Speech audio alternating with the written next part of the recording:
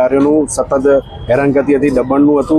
એ વાતે સાચી દબાણ હતું. કીધું ડેપ્યુટી કમિશનરશ્રીને કે હજુ સુધી એક વર્ષ સુધી આ ટ્રેક્ટર નહીં ગયું છે, એમને વિસ્તાર કીધા કમ નહીં જતા, કમ તમને કઈ ડર છે, કઈ બીક લાગે છે?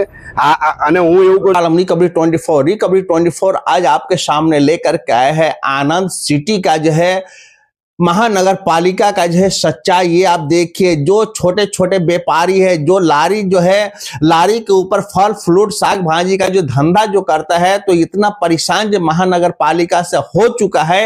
आज जो है परेशान होकर के महानगर पालिका के अंदर जो है जितने भी छोटे छोटे व्यापारी है लारी पे जो धंधा करते हैं, तो महानगर पालिका के जो अंदर जो है लारी लेकर के घुस गया। उनका ये कहना हुआ है, ये आप बताइए, जब लारी मेरा जो है बार बार आप उठा करके ले आते हैं, उसके बाद जाकर के जितना भी मेरा सामान होता है, फल फ्रूट होता है, तो उसको भी आपका जो है तहस नहस कर देते हैं, तो हम जैसे गरीब इंसान कहाँ जाएंगे?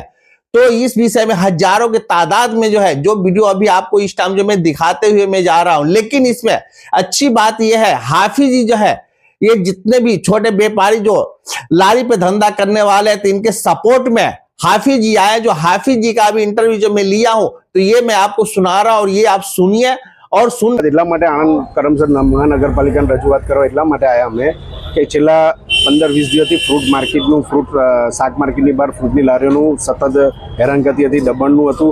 એ વાતે સાચી દબાણ હતું, પણ એમને કોઈ બીજી કોઈ વ્યવસ્થા તો આપવી પડે ને, બરાબર? તો છેલ્લા કેટલા દિવસથી દોડ કરતા લારીઓ લાવે ને એ કરે. તો આજે કમિશનર, ડેપ્યુટી કમિશનરને સીધીને રજૂઆત કરી. એમણે અજય કોઠારાની પાછળનો પ્લોટ સાફ સફાઈ કરીને વ્યવસ્થિત કરી અને આપવાનું નક્કી કર્યું છે કે તમે ત્યાં જાઓ. જો 10 દિવસ સુધી તમારો કોઈ ના લાગે તો પછી તમે પાછા આવજો. તો અમે બીજી બી રજૂઆત કરી, જ્યારે તમે આ ફ્રૂટની લારીઓનું તય કરો તો આણંદમાં બીજી ફ્રૂટની લારીઓના માર્કેટો ચાલુ છે, તે બંધ ના થાય. જે જાહેર રોડ પર છે અને માર્કેટો છે, બીજી વિવિધ જગ્યાએ માર્કેટ છે, એમને આપણે રૂબરૂ રજૂઆત કરી. જો તમે એ બી બંધ કરો, બધું એક જ માર્કેટ આવે, તો પબ્લિક આવે. પછી તમે 25-30 લારીઓ માટે તમે પ્લોટ આલો છો અને બીજી લારીઓ ચાલુ હોય, તો અહીંયા કોઈ એક સફરજન કે ચીકુ લેવાય એ જગ્યાએ આવશે નહીં. એટલે એમણે બાહેદારી એવી આલી છે કે 10 દિવસ સુધી તમે ત્યાં, હું પ્લોટ આજે સાફ સફાઈ બી કર્યો, અજય કોઠારા હોસ્પિટલની પાછળ હું સાફ સફાઈ કર્યો. તમે ફ્રૂટની જેટલી બી લારીઓ છે માર્કેટની બહાર, એ ત્યાં ઊભી કરી દો અને 10 દિવસ સુધી તમે જો તમારો વેપાર થાય છે કે નહીં થાય, પછી જે હોય તમે 10 દિવસ પછી અમને કહેવા આવજો. દબાણની કામગીરી થાય છે, સારી કરે છે, કમિશનર શ્રી બી કરે, ડેપ્યુટી કમિશનર બી શ્રી કરે, એસ્ટેટ વિભાગ બી કરે છે. પણ જે જગ્યાએ જવાનું છે ને, એ જગ્યાએ એમને ખબર નહીં શું છે, એ જગ્યાએ ગયા જ નહીં. મેં કમિશનરશ્રીને બી એવું કીધું, ડેપ્યુટી કમિશનરશ્રીને, કે હજુ સુધી એક વર્ષ સુધી આ ટ્રેક્ટર નહીં ગયું છે, એમને વિસ્તાર કીધા કમ નહીં જતા, કમ તમને કઈ ડર છે, કઈ બીક લાગે છે?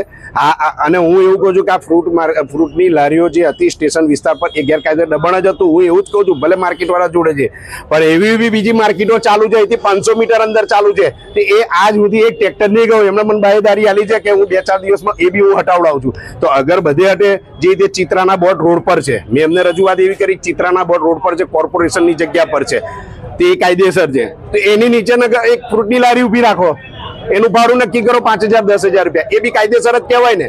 તો જ્યારે ટાઉન રોડ પર આજુબાજુ બંને સાઈડ 25 બોર્ડ રોડ પર છે, તે કાયદેસર છે, તો એની નીચે 25 લારી ઊભી કરાવડાવો કે ના, એ બી અમે જોઈશું. એટલે આપણે આવી રજૂઆત કરી છે. હવે આવનારા દિવસોમાં શું થાય છે એ પછી આગળ વિચારીશું. અગાઉની રજૂઆત કરી, અરજીઓની દબાણ હજુ સુધી ત્યાં આવ્યા નથી. એ અમુક 1-2 જગ્યાએ કર્યું છે. જે મોટા દબાણો જે ચાલુ છે એની અરજી આપેલી છે, જે જરૂરી છે વિસ્તાર માટે ડેવલપ કરવા માટે જરૂરી છે, એ હજુ સુધી આ લોકો આવ્યા નથી. તો કે ના, હું જોડાઈ લેવડો છું એવું કીધું. અને આપણે બી એવું કીધું કે કરો તો બે બાજુ કરો, એક બાજુ ના કરો. આજે કોઈની રોજી છીનવાય, એને ખબર પડે કે રાતે એના ઘેર શું હાલત થાય છે, બરાબર? તમને સરકારી પગાર મળી જ જવાનો છે દર મહિને, તમે કરો કે નહીં કરો તો મળી જ જવાનો. એમને કોણ પગાર આલવાનું છે દર મહિને? देश और दुनिया के खबर के लिए, अपने मुसीबत के समाधान के लिए एक बार लाइक, शेयर, सब्सक्राइब और कमेंट आप जरूर करें।